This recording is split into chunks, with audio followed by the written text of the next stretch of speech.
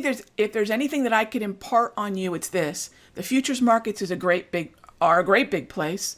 The opportunities within the futures markets, of course, they exist on short-term time frame charts, but they also can exist on end-of-day daily time frame charts as well.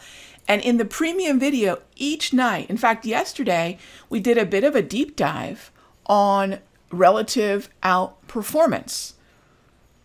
Relative outperformance. And the way in which we look at daily time frames, once again, going back to the double green, what we want to remember is there have been a number of pullbacks on the Dow. And the reason I think the daily time frame is so important, or any longer term time frame, maybe you like a 120 or a 60 or a 480.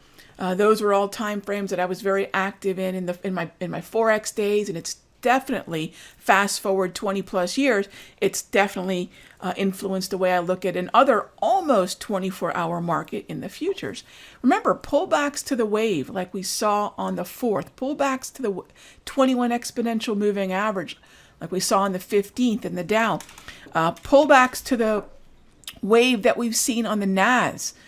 These are going to be those quote-unquote swing trades. And let's make sure we're on the same page in terms of what I mean by swing, because I think the word means a lot of things to a lot of people. So one of the really cool docs that we actually have, and I think it is in the room drive, but I'll share it with you here as well, is this swing trading doc. All right, this is the way that I look at it. SWING, and looking at the way in which once we have a double green or a double red, what is it that we're trying to take advantage of? I mean, we're mostly double green right now, right? And so these pullbacks, that's the swing. Literally the swing is that move back to the downside to what we would believe is a dynamic support level. So I just want to remind everybody, I mean, we just saw the New Zealand dollar pull back to the wave today, yesterday, the day before. We've seen, and this was a setup we alerted out, Canadian dollar. Here we are hitting that target again. In fact, I gave everyone a heads up to say, look, if you didn't pay yourself the other 2 times the Canadian dollar gave us our value area high target, please do so today. And then having scaled out of 50% of the position, now we can see how high is high. Same thing with the swing alert on the British pound. Hit that value area high once again. We keep those active alerts, or if you want to keep a sell limit parked out there, perfectly fine, right? So I just want to mention that those longer term time frames are terrific. When I look at my activity, say on a 1 minute today, which I was, by the way, pretty inactive.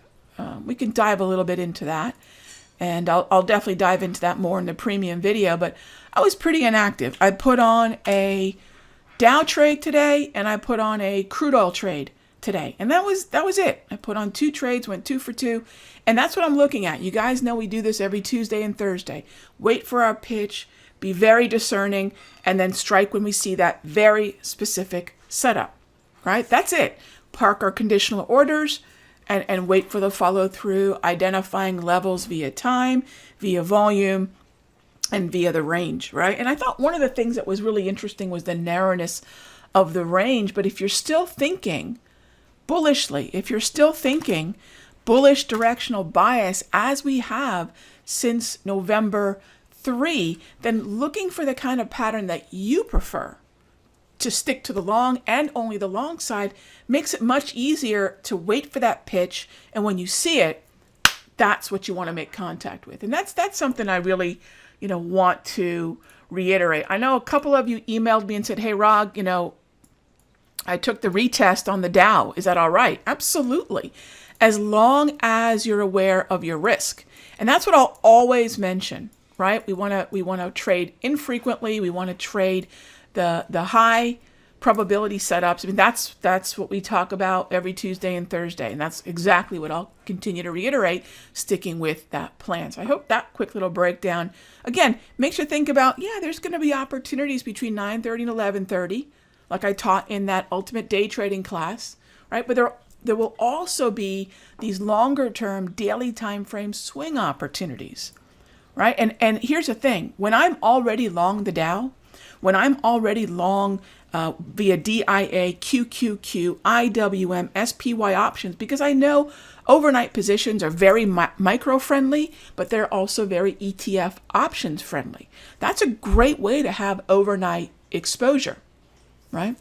And so think about having both of those working simultaneously for you in the market. I hope that helps.